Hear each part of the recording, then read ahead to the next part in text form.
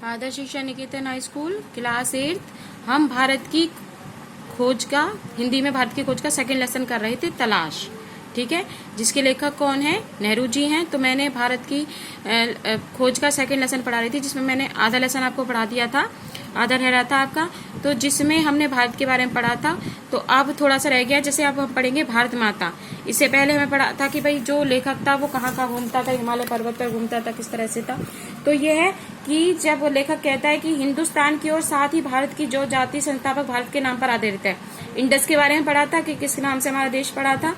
ठीक है, तो उसी तरह जो ये कहा गया है कि किसानों को मैंने इस महान देश की बाबत बताया कि जिसकी मुक्ति के लिए भी संघर्ष कर रहे थे, कि कैसे किसका हिस्सा दूसरे से भिन्न था, और भिन्न होते हुए मैंने उन्हें उत्तर से दक्षिण में, पूरब से पश्चिम तक किसानों की अनेक समस्याओं की जानकारी दी और स्वराज को कुछ विशेष कहा था कि भारत के हर हिस्से का एक सा है।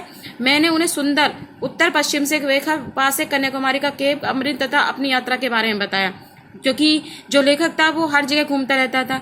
ठीक है, तो मैंने बताया कि किस तरह से जो किसान है एक जैसे सवाल पूछे, क्योंकि उनकी समस्या समान है। तो किसानों के साथ क्या क्या समस्या थी? नंबर 1, गरीबी, कर्ज, नीच स्वार्थ, जमींदारों को यानी कि ये वो देते थे, टैक्स देते थे, महाजन और भारी लगान। तो इन सबको कौन सहन कर रहा था? किसान सहन कर रहे थे भारत के, और उनके पास कुछ भी नहीं बचता था। तो हुकूमत ने आरोपित कर दिया था। ये काम बहुत आसान नहीं था कि किस तरह से विश्व के अपने बारे में एक हिस्से थे। तो ये काम बहुत आसान नहीं था, उतना मुश्किल भी नहीं था जैसा कि हम सोचा। हमारे प्राचीन महाकाव्यों, पुरा कथाओं और दंत कथाओं की उन्हें जानकारी थी। इस साहित्य ने अपने देश की अवधारणा से उन्हें परिचित कराया। इन लोगों से हमेशा ऐसे ही होते थे जिन्होंने भारत के धार्मिक स्थलों की यात्रा भी की थी, यानी कि कुछ ऐसे लोग भी थे। कभी कभी जैसे ही कभी सभा में पहुंचता तो मेरे स्वागत में अनेक स्वर गूंज उठते थे, भारत माता की जय। मैंने उनसे अचानक कर लेता और उसे पुकार कर क्या आशय है कि मेरा प्रश्न उनसे चिंताजनक लगता है कि चकित रहना कि उनको ठीक समय में नहीं आता मुझे क्या जवाब दे और मेरे एक दूसरे की क्या है और मेरी उसे क्या लगता है। बार बार सवाल करता, आखिर एक हट्टा खट्टा जाट जिसका न तो कितनी पीढ़ियों से मिट्टी से टूट नाता है, जवाब में कहता कि भारत माता हमारी धरती है, भारत की प्यारी मिट्टी। में फिर सवाल करता कि कौन सी मिट्टी, उनके गांव के टुकड़ों की या जिले की। तो उस बात में पूछा भाई भारत माता कहाँ से कहाँ तक है। कहते हैं भारत माँ, जो भारत की जो भूमि है वो क्या है? हमारी क्या है? माता है, और जो मिट्टी है वो भी हमारी माता है। तो मैंने पूछा भाई जिले की के गांव की, तो उसने तमाम टुकड़ों के भारत की मिट्टी। तो सिलसिला चलता रहा और ये प्रश्न करते रहे। आखिर कहते कि भारत में सब कुछ तो है। उन्होंने सोच रखा था कि भारत के पहाड़, नदियां, जंगल और फैले हुए खेत भी सब कुछ है। भारत में हमें सब प्रिय है, यानी कि भारत में जो जंगल हैं, पेड़ पौधे हैं, वो सब हमें प्यारे हैं। तो भारत की जनता भी हमें प्यारी है। तो ये सारा क्या है? ये सारे जो विशाल धरती है वो चारों तरफ फैली हुई है। तो भारत का मूल रूप से यही लोग, लाखों लोग हैं। तो अगर क्वेश्चन आता है कि भारत माता क्या है, तो भारत माता का यही है कि भारत के लोग, ये जंगल, नदियां, ये सब क्या है? भारत की हृदय। उसके बाद पढ़ते हैं कि भारत की विविधता में एकता कैसे है। भाई अब ये पढ़ेंगे कि भारत की अद्भुत प्रकट है कि भाई स्तर पर दिखाई देती है। यहाँ पर इतने धर्मों के लोग रहते हैं जिनका पहनावा, वेशभूषा, भाषा और खान पीन, शरीर का गठन एक दूसरे से बिल्कुल अलग है। वहाँ के वो जो रीति रिवाज हैं, जैसे कश्मीर में हिमालय के उस पार देशों की याद दिलाते हैं। ठीक है, लोक नृत्य सब ये हमारे जो हैं अलग अलग हैं।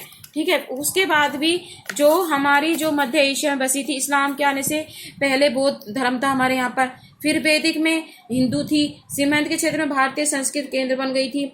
पठान और तमिल दो चरम उदाहरण है। बाकी की स्थिति में कही जाए तो इन दोनों के बीच में सबकी अलग अलग विशेषताएं हैं।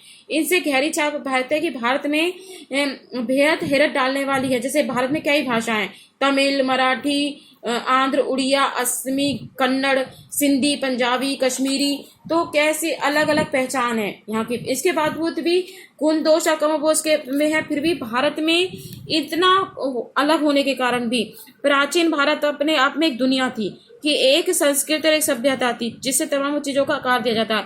विदेशी प्रभाव आए अक्सर जैसे उस संस्कृति को प्रभावित करते, उसमें अजब हो गया। जब भी विघटनकारी तत्व उभरे तत्काल उन्होंने सामंजस्य खोजने के प्रयास को बढ़ावा दिया।